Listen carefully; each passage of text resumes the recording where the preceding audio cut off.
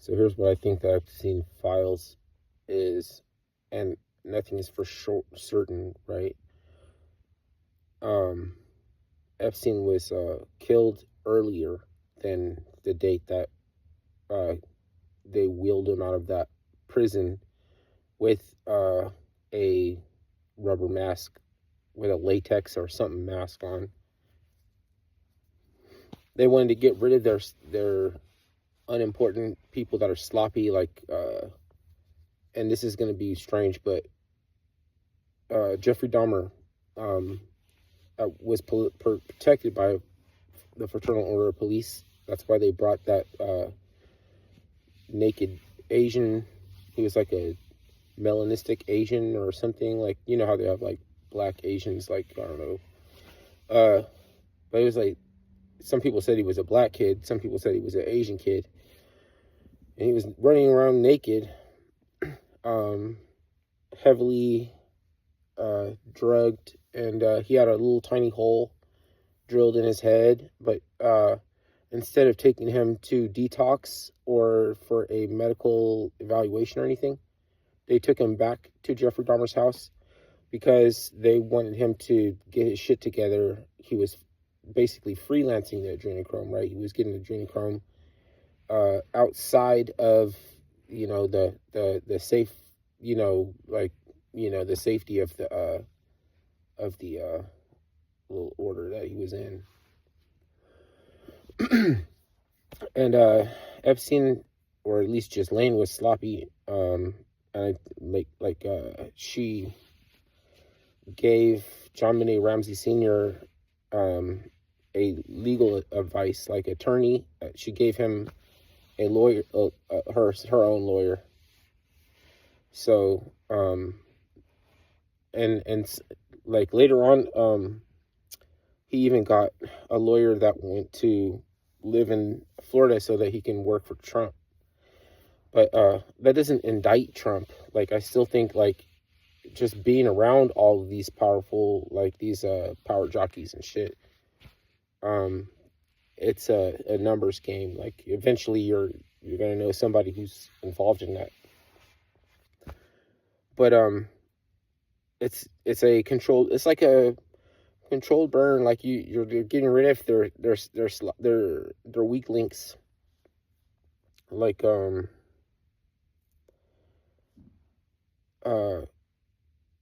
Ghislaine was in a photo with at a pageant with JonBenet Ramsey, that the girl that was supposedly killed by her father. Or her father sold her, and but what was his name? Comey, the FBI director at that time. Comey, the FBI held a vote whether to indict JonBenet Ramsey Sr., and they put it in the community where he lived. Like, they had the vote was a community vote, and they voted to indict. And then Comey had political reasons why he chose not to, but I don't know why they let them vote. You know, it's like, oh, maybe they would, you know, vote not to indict him, but then later Comey.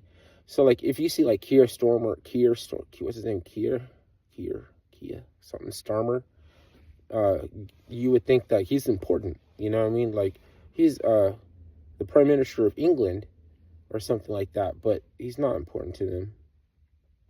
And Epstein wasn't important.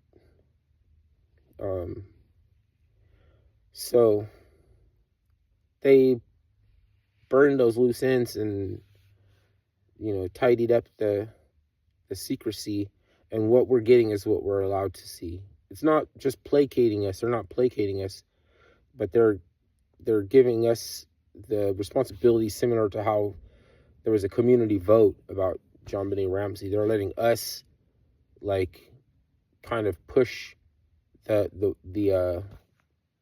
towards doing what they want to do cleanly, you know. And that's why they're trying to upset everybody. Like it's hard to imagine, first of all, that people could be doing the things that are in the Epstein files. Secondly, there's like people that well, this is like um, confirming what they had already said, and so they're likely to get people to defend those position even when they can't prove something. It's like they're still just, you're still just believing what people say on the internet if you can't prove something. And it's the limited hangout shit. Why would they ever stop working on it? Why would they stop working on the limited hangout? Like the way that you feel embarrassed about watching a prepper video or something like that. There's something that you could say is like sorcery or something. Like that doesn't make any sense. Like it wouldn't make sense to a child. It wouldn't make sense to a young a young student that's like not kind of ruined with these hang-ups about just basic shit. Like there's something that it's almost like, yeah, there could be, but what we're getting is nothing that we could say is ever the end of something. It's like they're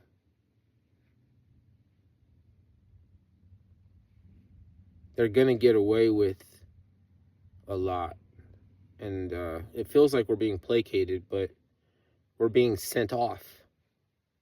They're sending us off,